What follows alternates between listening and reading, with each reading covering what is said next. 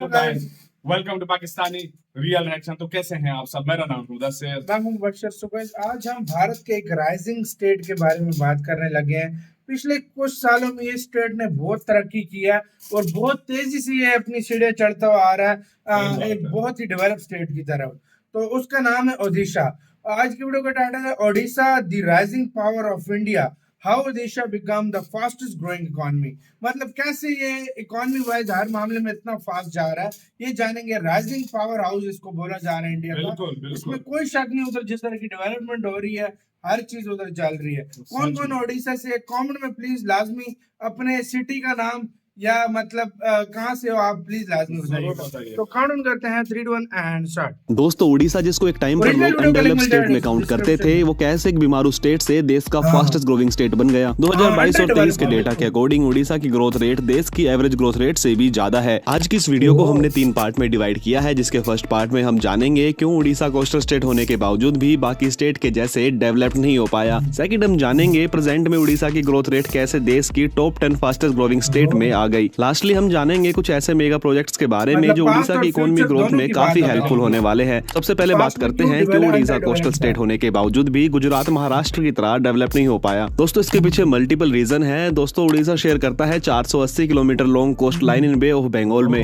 अगर हम बात करें हिस्ट्री की, तो ब्रिटिश ने भी इंडिया के वेस्टर्न कोस्ट के डेवलपमेंट पर ज्यादा फोकस किया था, क्योंकि वो उनके लिए काफी कन्वीनियंट था to import and export from west coast. जिसके एग्जाम्पल के लिए हम मुंबई और सूरत को देख सकते हैं, जो पास्ट से ही काफी रिच रहे हैं, क्योंकि वहाँ वेल डेवलप पोर्ट्स काफी पहले से ब्रिटिश के टाइम से ही बना दिए गए थे। लेकिन eastern coast are more shallow, जिसकी वजह से काफी बार शिप को मूवमेंट देना डिफिकल्ट होता है। थर्ड, उड़ीसा में जो फॉरेस्ट है वो काफी डेंस्ड है, गहरे हैं, और काफी ट्राइब्स आज भी इन जंगलों में रहती है, जिससे इंफ्रास्ट्रक्चर को ग्रो करना भी अपने आप में एक बड़ा चैलेंज है। फोर्थ एंड सबसे मोस्ट इंपोर्टेंट पॉइंट है, Orissa is natural disaster prone state. Cyclone, flooding जैसी डिजास्टर रेगुलरली उड़ीसा को इम्पैक्ट करती हुई आई है। उड़ीसा में जो साइक्लोन आया था 1999 में, उसमें मोर देन 9000 लोगों ने अपनी जान गंवाई थी, और ये अपने आप में एक इन्वेस्टर के लिए काफी बड़ा खतरा बन जाता है, जो इन्वेस्टर को वहां ज्यादा इन्वेस्ट करने से पीछे हटाता है। लेकिन दोस्तों, अब चीजें थोड़ी चेंज होने लगी है, जहां 1999 के साइक्लोन से पहले उड़ीसा की 50% पॉपुलेशन अंडर पुवर्टी आती, अब 2023 में वो केवल 25% रह गई है। मतलब उड़ीसा रेगुलरली अपनी पुवर्टी पर काम कर रहा है। पिछले सालों में उड़ीसा में इंडस्ट्री सेक्टर काफी तेजी से उभर कर सामने आया है, जिसके बिहाफ पर उड़ीसा के फाइनेंस मिनिस्टर निरंजन पुजारी ने असेंबली में बताया था कि उड़ीसा 8 to 8.5% की ग्रोथ रेट से ग्रो कर सकता है साल 2023 और 24 में। दोस्तों, आपको बता देता हूं, पूरे देश के नेचुरल रिसोर्सेज में 35% केवल उड़ीसा के पास है, और कुछ साल पहले तक उड़ीसा एग्रीकल्चर बेस्ड इकोनॉमी हुआ करती थी, जो अब तेजी से इंडस्ट्री एंड सर्विस सेक्टर की तरफ ग्रो कर रही है। देश में सबसे बड़े 2 एल्युमिनियम प्रोडक्शन प्लांट भी उड़ीसा में है। इतना ही नहीं, पूरे देश के आयरन रिजर्व में 25% रिजर्व केवल उड़ीसा के पास है, और काफी बड़ी मात्रा में यहाँ आयरन प्रोडक्शन भी होता है। इसके अलावा इलेक्ट्रिसिटी, गैस, कंस्ट्रक्शन मटेरियल का भी बड़ा प्रोडक्शन उड़ीसा से होता है, जिसकी वजह से उड़ीसा की ग्रोथ रिसेंट ईयर में काफी तेजी से आगे बढ़ रही है। दोस्तों, 1999 के साइक्लोन के बाद उड़ीसा को यह समझ आ गया था, जब तक वो स्टेट के नेचुरल डिजास्टर मैनेजमेंट को स्ट्रॉन्ग नहीं करेंगे, तब तक उड़ीसा के लिए ग्रो करना मुश्किल ही नहीं, इम्पॉसिबल होगा। और 1999 के बाद डिजास्टर मैनेजमेंट को उड़ीसा ने जिस तरह से डेवलप किया है, वो काबिलियत तारीफ है, और पूरे देश को उससे सीखना चाहिए। जहाँ 1999 के साइक्लोन में 9000 से ज्यादा लोगों ने अपनी जान गंवाई थी, वहीं अब उड़ीसा अपने बेटर मैनेजमेंट से इस फिगर को 99% तक कम करने में कारगर रहा है। पिछले कुछ सालों में आए साइक्लोन में उड़ीसा से सिंगल फिगर कैजुअलिटी हुई है, और यही डिजास्टर मैनेजमेंट की वजह से इन्वेस्टर्स का भरोसा बना है उड़ीसा में इन्वेस्ट करने के लिए, जिसका इम्पैक्ट हमें आज साफ दिखाई दे रहा है। आज उड़ीसा में हमें एग्रीकल्चर, प्रोडक्शन, सर्विस और टूरिज्म को मिलाकर एक बैलेंस्ड फास्ट ग्रोथ इकोनॉमी देखने को मिलती है, जिसने उड़ीसा को एक बीमारू स्टेट से one of the fastest growing state बना दिया है। और तो और पिछले 6 सालों में उड़ीसा की इकोनॉमी अराउंड 122.27% ग्रो हुई है।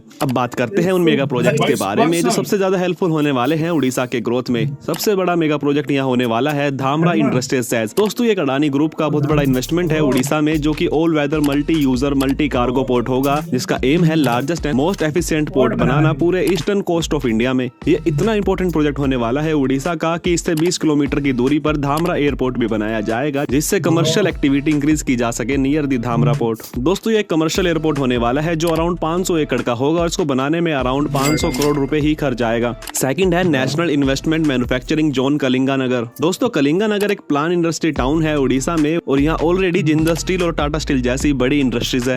अब गवर्नमेंट कलिंगानगर कॉम्प्लेक्स को नेशनल इन्वेस्टमेंट मैन्युफैक्चरिंग जोन के तौर पर डेवलप करने वाली है, जिसमें steel, aluminium, downtown park, new industries township, centre business district with office, commercial and corporate office facilities provide की जाएगी, जो सच में उड़ीसा की ग्रोथ में काफी ज्यादा हेल्पफुल होने वाले हैं। थर्ड है the Paradip chemical and petrochemical investment. दोस्तों ये एक 284.15 स्क्वायर किलोमीटर का प्रपोज्ड इंडस्ट्रियल रीजन है और इसका संचालन इंडियन ऑयल कॉर्पोरेशन द्वारा किया जाएगा। इस परियोजना में 2,77,734 रुपए का इन्वेस्टमेंट अट्रैक्ट करने की उम्मीद है। इसमें mainly gas, hydrogen, petrol refinery से रिलेटेड वर्क होगा। साथ ही उड़ीसा में काफी पोर्ट का एक्सपेंशन भी किया जाएगा, जिसमें प्रदीप पोर्ट एक्सपेंशन और स्वर्ण रेखा ऑल वेदर पोर्ट शामिल है। दोस्तों इसके अलावा देश की पहली एथेनॉल प्लांट भी उड़ीसा में बनाया जा रहा है, जिसको हम बारगर मेगा एथेनॉल प्लांट के नाम से जानते हैं। दोस्तों इस प्लांट को भारत पेट्रोलियम कॉर्पोरेट लिमिटेड द्वारा बनाया जाएगा, जिसकी एस्टिमेटेड कॉस्ट है अराउंड 1000 करोड़ रुपए। दोस्तों उड़ीसा में ऐसी नई इंडस्ट्रीज पर लार्ज स्केल पर काम चल रहा है और न सिर्फ इंडस्ट्री बल्कि उड़ीसा अपने आईटी सेक्टर पर भी काफी फोकस कर रहा है, जिसमें सबसे बड़ा नाम है इन्फो वैली भुवनेश्वर। दोस्तों ये एक मल्टीपर्पज इंडस्ट्रीज प्रोजेक्ट है भुवनेश्वर उड़ीसा का, जिसमें IT special economy zone, electronic system designing, business park for corporate offices बनाए जाएंगे, जिसमें ऑलरेडी बड़ी कंपनी ने इन्वेस्ट करने में अपना इंटरेस्ट दिखाया है, जैसे इन्फोसिस, टीसीएस, विप्रो, टेक महिंद्रा जैसी बड़ी कंपनियां शामिल है।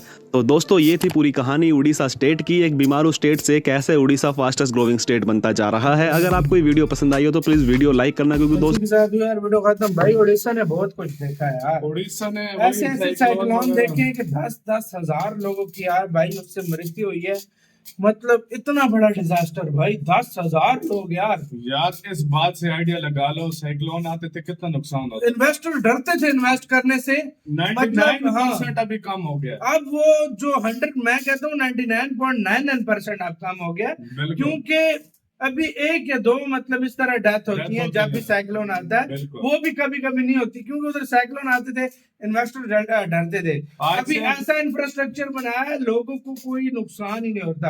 उसके लिए प्रिकॉशंस पहले पोल्ट्री रेट 50% होता था, 25 उससे भी कम उससे भी कम है अब। मतलब इतनी तेजी से चल रहा है और इंडस्ट्रियल लग रही है, सब कुछ हो रहा है। टूरिस्ट आ रहे हैं। अच्छा उधर आप देखा जाए एयरपोर्ट्स आ रहे हैं, वाकई में पोर्ट्स बन रही हैं।